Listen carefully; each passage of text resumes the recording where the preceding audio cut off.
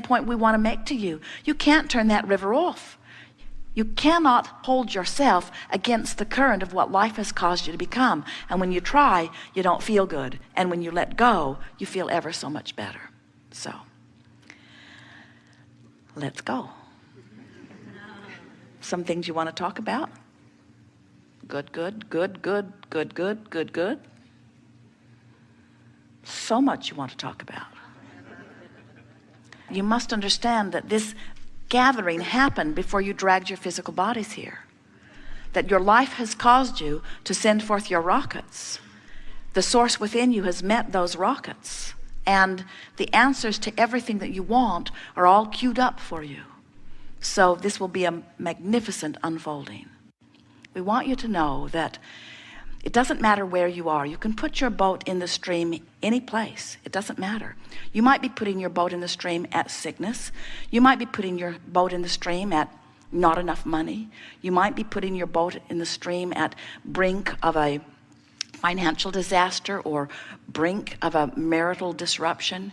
You could be putting your boat in the stream with physical sickness that you are experiencing or your awareness of someone else. In other words, there are all kinds of reasons that you feel the way you do. Wherever you're putting your boat in the stream, it does not matter, because in every single case, the stream is moving toward the improvement that you seek. The stream is moving toward the solution to the problem. It's moving toward the answer to the question. It's moving to the becoming of who you are. The stream is undeniable. It is always moving, and it won't stop moving toward that which you are. So it doesn't matter where you are. In fact, we think it is very helpful to realize that you are where you are relative to any subject of importance to you. And if you can sort of make peace with where you are, there's this thing that happens to you as you put your boat in the stream mentally. If you say, all right, the stream is flowing and it's going to be all right, there is an automatic releasing of resistance and a turning and moving toward improvement.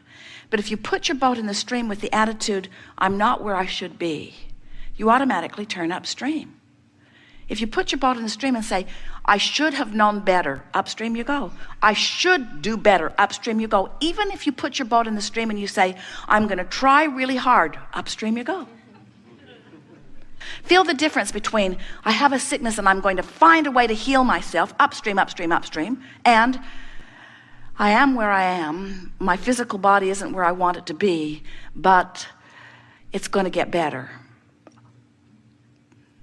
Or I am where I am, and I want things to be better. Feel the difference between I'm going to make this happen, upstream, and I'm going to allow the resources of the universe to help me work this out, downstream. Problem on one of the sticks, solution on the other. Which way are you pointed? Which way are you feeling for? And so many of you, for some reason or another, have become so defensive in your competitive feeling of those who surround you that it seems as if you need to defend why you want something by pointing out the perils of not having it. And that is the biggest trap that we see happening, especially in your culture today. In your culture today, you have no legitimate excuse for negative emotion. Well-being is abounding in such significant proportion to not well-being that you really have to reach hard to find things to focus negatively upon in terms of the scope of the world. And yet it seems to be the orientation, because you've sort of been trained by your mother or father, who you thought was the resource through which all of your good flowed, that unless you plead a needy case, they won't give up the goods. You're not pleading your needy case to the universe. You're simply extracting from the variety your choice of what you prefer, and the source energy immediately becomes the vibrational equivalent of your preference. And if you're not living it in full-blown manifestation, it's only because what's active within you is something other than your preference. You must be talking about something other than what you want, or you would be living everything that you want. If you begin to understand that your work is to make it an emotional journey, let your journey to your financial fortune be an emotional journey, not an action journey. So how does that play out? Well, that plays out that you imagine it and you pretend it, and you feel good about it, or you even hope it. But you just can't keep saying, it's not working, it's not working, it's not working, it's not working, without turning around and going in the opposite direction. You've got to find a way to keep pointed in the right direction. And your emotions are that indicator. So in every moment, you've got two emotions. One feels one way and one feels slightly better. In other words, one feels good, one feels bad. If you will look at it in that way. Sometimes people will say, Abraham, I can't tell the difference on this. And we say, then keep focusing upon it until it becomes strong enough that you can feel it. Your emotions will always give you guidance. And when you decide to let yourself be guided by your emotion, now you quantify your journey. And now people who are watching you, who haven't caught on to what your magic is, will notice that things are manifesting faster for you. But what they will notice first is you seem irrationally joyful anyway. How's it going? They'll say, great. You say, oh, did you get that job? No. It's coming. Why are you so happy? Because it's coming. No, really, seriously. Why are you so happy? Because it's coming. Well, did someone call you? No. Did you get the second interview? No. Why are you so happy? Because it's coming. Well, how do you know that it's coming? That's the big question. How do you know it's coming when the physical evidence is to the contrary? How do you know? I know law of attraction, and I know how I've been feeling, and I know that there's not a shred of evidence to the contrary of it. I know that when I feel this way, things are moving in the direction. I've been here before. I felt this way that one other time, and it panned out well. In other words, you can let loose of all of the evidence that is to the contrary when you know the law. And the law says that that which is likened to itself is drawn. And what it means is the vibration that you are emanating is being matched, and the evidence is soon to follow. You live in this wonderful environment where there is a buffer of time. And that buffer of time says it's not going to manifest in the first moment you thought it. And friends, that's a very, very good thing.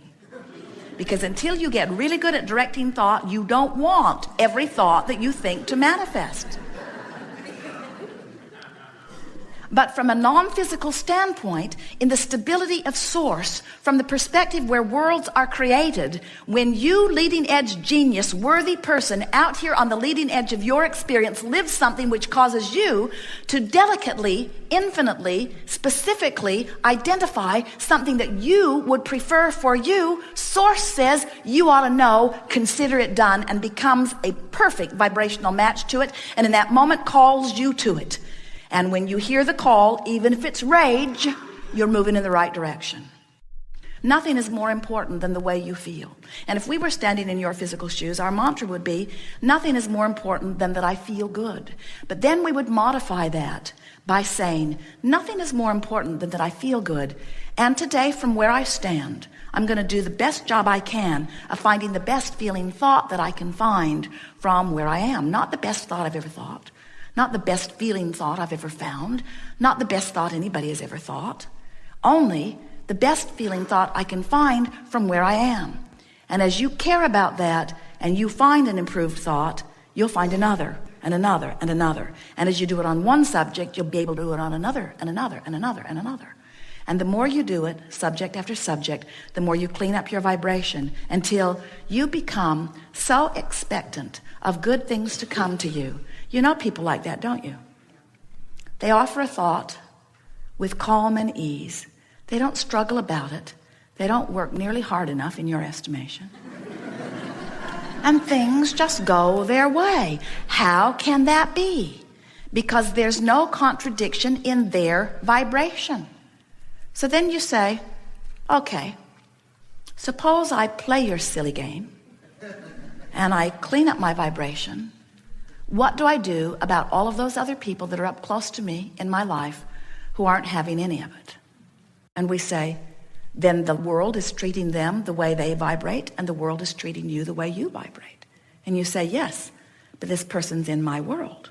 And we say, give your attention to the most positive aspects of that person, and that's the part of that person that will be in your world. Well, where will the rest of that person go?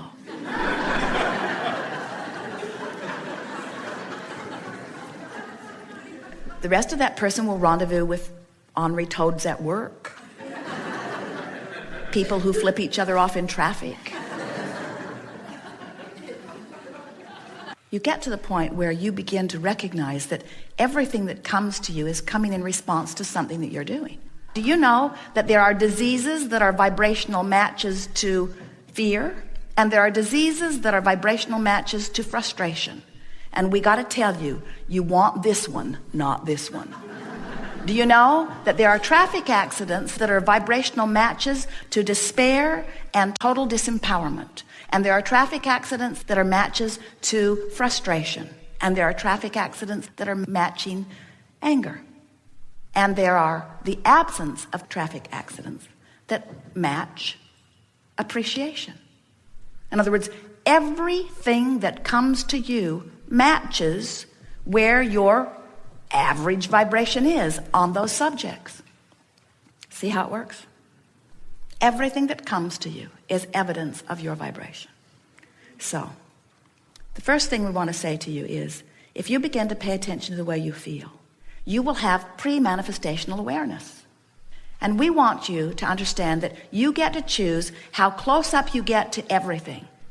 And when you start moving yourself in the direction of what you want, you feel a desire to embrace the manifestations that are showing themselves to you, because each manifestation is a little better than the last. That's how you tell if you're going in the right direction. Each manifestation is a little better than the last. Good. We think you've got that. There is great love here for you. And as always, we remain joyfully in your vortex.